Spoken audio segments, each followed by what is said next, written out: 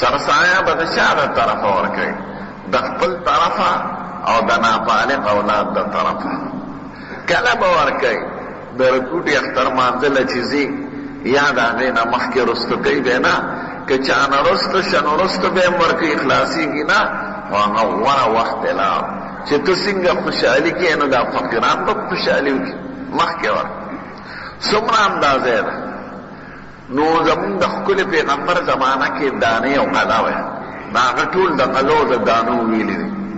د غنم یې نیم اوږې یاد کړی دی، نیم سواب، او د اوربشي پوره سواب، پوره اوږې، او د قجور یې پوره اوږې یاد کړی دی، او د اوسکي هم یاد کړی دی. د دې آن زمانه کې دغه نسبتونه او غنم کم.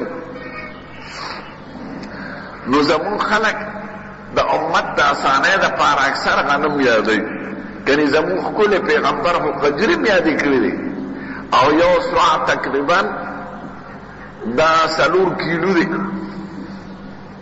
څه قدرې کم.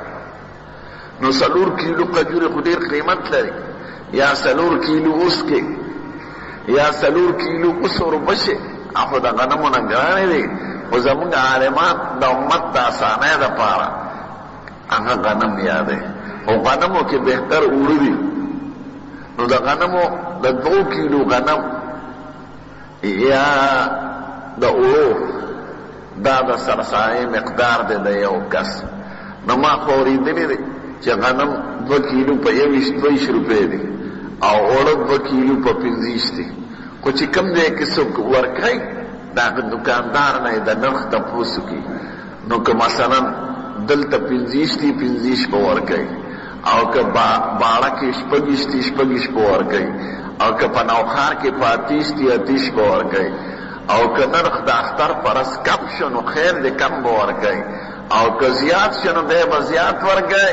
اوړو پسې ځي، او د اوړو قیمت پسې، او کلي پسې، ځکه کلو کې فرق یې د اوړو. نو د 2 کیلو اوړو، د 2 کیلو اوړو قیمت دا د یوې سرسایې اندازه شوه. نو عام دې وخت کې چې ما څومره اورېدلي دی نو 25 روپۍ د 2 کیلو کېږي. نو که ګران شو بیا به زیاتې ورکوی، خو د اختر د ورځې قیمت له اعتبار دی، نه مخکې او نه وروسته. د ښځې د طرفه سرسایه په سړي نشته. که ښځه مالداره یو نیمې تولې کالې ورسره یي هغه دې ورکوي، او که مالداره نه په هغې نشته. دارنګې د بالغ اولاد د طرفه چې د هغوی خپل ملکیت نه نو په سړي ورکول نشته او نه په هغوی شته. پلار یې مالدار دی، زوی بالغه دی، خو هغه سره څه نشته. د پلار په مالدارۍ زوی مالدار کېږي نه چې بالغ وي، او نه لور. د دې وجه نه بالغ اولاد کالک وي که جنۍ وي، خو په خپله سني ورسره نو ته زکات ورکولی شي اگر چې پلار یې مالدار وي.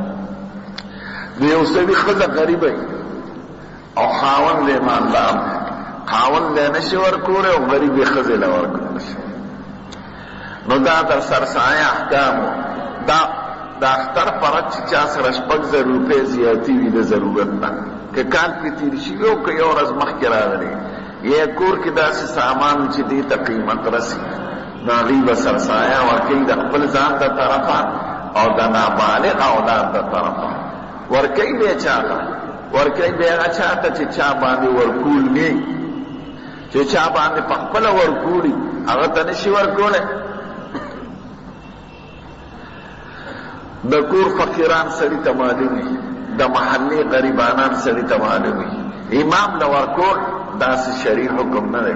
دا خو هسې څوک کوي چې یاره ښه سړی دی، نو که امام مالدار یي قطعا نشي اخیستی، هغه مجرم دی.